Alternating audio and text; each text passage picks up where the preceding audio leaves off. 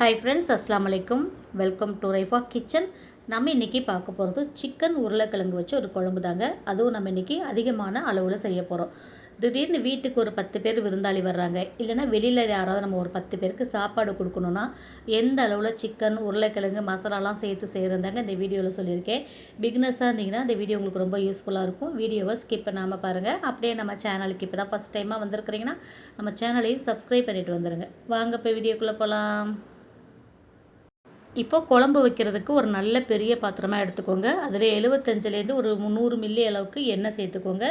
பெரிய வெங்காயமாக 4 வெங்காயம் சேர்த்துருக்கேன். இது கூட ஒரு 5 ஏலக்காய், 6 கிராம்பு, 4 துண்டு பட்டை, கொஞ்சமாக கல்பாசி சேர்த்துருக்கேன். அதே இந்த தாளிப்பில் சேர்த்துடலாம். இது கூட தக்காளி பார்த்திங்கன்னா ஒரு 5 தக்காளி நான் கட் பண்ணியிருக்கேங்க. பெரிய தக்காளியாகவே எடுத்துக்கோங்க.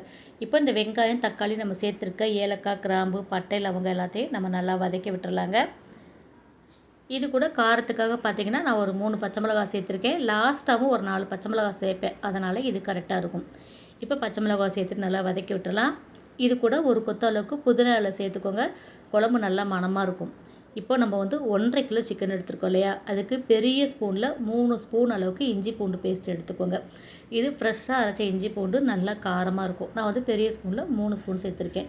சேர்த்துட்டு இஞ்சி பூண்டு பச்சை வாடை போகிற அளவுக்கு நம்ம வதக்கிக்கலாம். இதெல்லாம் வதக்கிற வரைக்குமே பார்த்திங்கன்னா நம்ம அடுப்பை சிம்மிலே வச்சுக்கலாம். சிக்கன் சேர்த்து நம்ம பெரட்டுற வரைக்குமே அடுப்பு சிம்மில் வச்சுக்கலாம். இப்போ இது நல்லா வதங்கட்டும். இப்போது நம்ம கழுவி வச்சுருக்க சிக்கனை இது கூட சேர்த்துடலாம். சிக்கன் கழுவுறது எவ்வளோ முக்கியமோ அதே மாதிரி அந்த கழுவுன தண்ணியை நல்லா வடிய விடணுங்க. நல்லா ஜல்லடை மாதிரி ஒரு பாத்திரத்தில் போட்டு தண்ணியை வடிய விட்டுருங்க. நம்ம அதே தண்ணியோடய நம்ம போட்டிருந்தா தான் சிக்கன் குழம்புல கவிச்சு வடடிக்கும். அதனால் நல்லா தண்ணியை வடிச்சிட்டு இது கூட சேர்த்துடலாம். இப்போ இது கூட ஒரு 3/4 கிலோ அளவுக்கு நான் உருளைக்கிழங்கு எடுத்திருக்கேன். அதை இந்த மாதிரி தோலை சீவிட்டு பீஸ் பீஸாக நறுக்கியிருக்கேன். இந்த மாதிரி போடும்போது சிக்கன் கூட சேர்ந்து வெந்து வர்றதுக்கும் கரெக்டாக இருக்கும். நம்ம பரிமாறும்போது ஒரு கிண்ணத்துலேயோ ஒரு கவர்லேயோ போட்டு கட்டி கொடுத்தோன்னா 2 துண்டு சிக்கன் 2 துண்டு உருளைக்கிழங்கு சேர்த்து பங்கு வைக்கிறதுக்கு கரெக்டாக இருக்கும். இப்போ இதே சேர்த்துட்டு நல்லா வதக்கி மூடி போட்டு வச்சுருங்க. இந்த சிக்கனும் உருளைக்கிழங்கும் சேர்ந்து வதங்கும் போது ஒரு மணம் வரும் பாருங்கள், அப்படி ஒரு மணமாக இருக்கும். இப்போ ஓரளவு நல்லா வதங்கிடுச்சு. இப்போ இது கூட பார்த்திங்கன்னா ஒரு 1/2 கப் அளவுக்கு நம்ம தயிர் சேர்த்துக்கலாம். தயிர் சேர்க்கும்போது கறி நல்லா சாஃப்டாகவும் இருக்கும், டேஸ்ட்டாகவும் இருக்கும். 1/2 கப்புன்றது ஒரு 75 மில்லி 100 மில்லி கூட இருக்குங்க. அந்தளவுக்கு தயிர் சேர்த்துக்கோங்க. சேர்த்துட்டு இப்போ இதே நல்லா நம்ம கலந்து விட்டுறலாம். இதெல்லாம் கலக்கிற வரைக்குமே பார்த்திங்கன்னா நான் அடுப்பை சிம்மில் தாங்க வச்சுருக்கேன். அப்போ தான் நமக்கு அடி பிடிக்காமல் நல்லா சிக்கனில் இருக்கிற தண்ணி நல்லா பிரிஞ்சு வெந்து வரும். இப்போ மசாலா தூள் சேர்த்துடலாம். சின்ன ஸ்பூனுக்கு 1 ஸ்பூன் அளவுக்கு மஞ்சள் தூள் சேர்த்துக்கோங்க. காரத்துக்காக தனி மிளகாய் தூள் பார்த்திங்கன்னா 3 ஸ்பூன் சேர்க்க போகிறோம். நம்ம சிக்கன் உருளைக்கிழங்கு வெங்காயம் தக்காளி தேங்காய்லாம் சேர்க்குறோம் இல்லையா, அதனால் 3 ஸ்பூன் சேருங்க, கரெக்டாக இருக்கும். இப்போ இது கூட மல்லித்தூள், நம்ம வீட்டில் அரைச்சா மல்லி ஜீரகம் மஞ்சள் மட்டும் நான் போட்டு அரைச்சிருப்பேன். ஏற்கனவே நிறைய வீடியோவில் நான் சொல்லியிருக்கேன். அது ஒரு 4 ஸ்பூன் அளவுக்கு சேர்த்துடலாம். சேர்த்துட்டு இப்போ சிக்கனுக்கு தேவையான அளவுக்கு உப்பு சேர்த்துருங்க.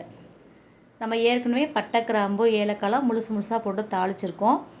இப்போ இது கூட கொஞ்சமாக நம்ம நுணுக்கிட்டு சேர்க்க போகிறோம். ஒரு 3 ஏலக்காய், ஒரு 4 கிராம்பு, ஒரு சின்ன துண்டு பட்டை சேர்த்து நம்ம மிக்சியில் பொடிச்சிருக்கேன். அந்த பொடியவே இது கூட சேர்த்துடலாம். சேர்த்துட்டு இது நல்லா கலந்து விட்டுட்டு சிக்கனுக்கு தேவையான தண்ணி சேர்த்துருங்க. தண்ணி சேர்த்துட்டு மூடி போட்டு வச்சுருங்க. இந்த சிக்கனும் உருளைக்கிழங்கும் நமக்கு நல்லா வெந்து வரணும். தண்ணி ரொம்ப வேணாம், சிக்கன்லேயும் தண்ணி விடும். அதனால் குழம்பு உங்களுக்கு எந்த அளவுக்கு தேவைன்னு பார்த்துக்கோங்க. நம்ம தேங்காய் வேறு அரைச்சி சேர்ப்போம். இப்போ இதை மூடி போட்டு வச்சிடலாம். இது வேகிறதுக்குள்ளே நம்ம தேங்காய் அரைச்சிட்டு வந்துடலாம். தேங்காய் கூட அரைக்கிறதுக்கு ஒரு 4 பாதாம் பருப்பு, ஒரு 7-8 முந்திரி பருப்பு எடுத்துருக்குறேங்க. மீடியம் சைஸ் தேங்காய்னா முழு தேங்காயை அரைச்சி எடுத்துக்கோங்க. நான் பெரிய தேங்காவாக இருக்கனால ஒரு 3/4 தேங்காய் எடுத்திருக்கேன். அது கூட பாதாம் முந்திரியும் சேர்த்துருக்கேன். பாதாம் முந்திரி இல்லாட்டினா நீங்கள் பெரிய தேங்காயை கூட ஒரு தேங்காய் சேர்த்துக்கலாங்க. சேர்த்து நல்லா நைஸாக அரைச்சிக்கோங்க. இப்போ நம்ம வேக வச்ச கறியும் உருளைக்கிழங்கும் நல்லா வெந்திருக்கான்னு செக் பண்ணிக்கலாம். கறி உருளைக்கிழங்கு நல்லா 90% வெந்ததுக்கு அப்புறமா நம்ம அரைச்சி வச்சுருக்கிற தேங்காய் பேஸ்ட்டை இது கூட சேர்த்துடலாம். இப்போ எனக்கு எல்லாமே வெந்துருச்சு. இப்போ தேங்காயை சேர்த்துக்கோங்க. தேங்காய் சேர்த்துட்டு மிக்ஸி ஜார்லேயே கொஞ்சம் தண்ணி சேர்த்து கலந்து இதில் சேர்த்துக்கோங்க. குழம்பு ரொம்ப தண்ணியாகவும் இருக்கக்கூடாது, ரொம்ப திக்காகவும் இருக்கக்கூடாது. ரொம்ப திக்காக இருந்தால் நம்ம எடுத்து பரிமாறுறதுக்கு பத்தாமல் போய்டும். ரொம்ப தண்ணியாக இருந்தாலுமே அது நல்லா இருக்காது. அதனால் நான் மீடியமான தண்ணி வச்சுருக்கேங்க. இப்போ இது எல்லாத்தையும் கலந்துட்டு நல்லா நம்ம கொதிக்க விட்டுறலாம். மூடி போட்டு வச்சுருங்க. இப்போ குழம்புக்கு கொஞ்சம் உப்பு பத்தாமல் இருக்குது, அந்த உப்பு நான் சேர்த்துக்கிட்டேன். மற்றபடி காரம் எல்லாமே நமக்கு கரெக்டாக இருக்குது. இப்போ நல்லா கொதிக்க விட்டுறலாம். இப்போது குழம்பு நல்லா கொதித்து தேங்காய் மசாலாவோட பச்சை வடை போயிடுச்சு. நம்ம ஒரு 2 நிமிஷத்துக்கு சிம்மில் வச்சிடலாம். எண்ணெய் பிரிஞ்சு வந்ததுக்கப்புறம் கொத்தமல்லி தழை தூவி இறக்குனீங்கன்னா சூப்பரான சிக்கன் குழம்பு ரெடி ஆகிடுச்சுங்க. எங்கள் ஊர்களெல்லாம் பார்த்தீங்கன்னா விருந்து வைப்பாங்க பார்த்தீங்களா, ஒரு கல்யாண ஃபங்க்ஷனோ ஒரு நிச்சயதார்த்த ஃபங்க்ஷனோ வச்சாங்கன்னா நெய்ச்சோறு தால்ச்சா மட்டன் குழம்பு இல்லைனா சிக்கன் குழம்பு வைப்பாங்க. அப்போ தால்ச்சாவெல்லாம் வந்து ஒரு சாம்பார் வழியில் ஊற்றி பரிமாறுவாங்கங்க. இந்த சிக்கன் குழம்பு மட்டன் குழம்புலாம் ஒரு ஆளுக்கு கொடுக்கணுன்னா கிண்ணத்தில் அளந்து எடுப்பாங்க.